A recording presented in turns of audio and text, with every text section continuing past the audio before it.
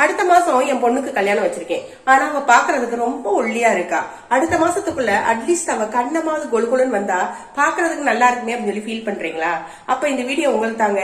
ஒரு சூப்பரான ரெசிபி பண்ணி காட்டுறேன், வாங்க எப்படி செய்யலாம்னு பார்க்கலாம். ஒரு பேன்ல 1 கப் அளவுக்கு அரிசி எடுத்து நல்லா வறுத்து இந்த அளவுக்கு அதை பொரிய விட்டு ஒரு தட்டுல போட்டு நல்லா ஆற வச்சுட்டு அதை ஒரு மிக்சி ஜார்ல போட்டு நல்லா பவுடர் ஆக்கி வச்சுக்கணும். ஒரு பேன்ல 1 டம்ளர் அளவுக்கு பாலை ஊத்தி 2 டீஸ்பூன் இந்த பொடி அதுல போட்டு நல்லா கிண்டிக்கிட்டே இருந்தோம்னா மாவு இந்த அளவுக்கு கெட்டியாகும். இந்த அளவுக்கு கெட்டியானதும் அதுல 2 டீஸ்பூன் ஜீனி 1 டீஸ்பூன் நெய் சேர்த்து நல்லா கிளறி விட்டு இறக்கி தொடர்ந்து 30 நாளைக்கு இதை சாப்பிட்டுட்டே வந்தா கண்ணை நல்லா உப்பி பாக்குறதுக்கு ரொம்ப அழகா இருக்குங்க. சாப்பிட்றதுக்கு அவ்வளவு டேஸ்டா இருக்குங்க.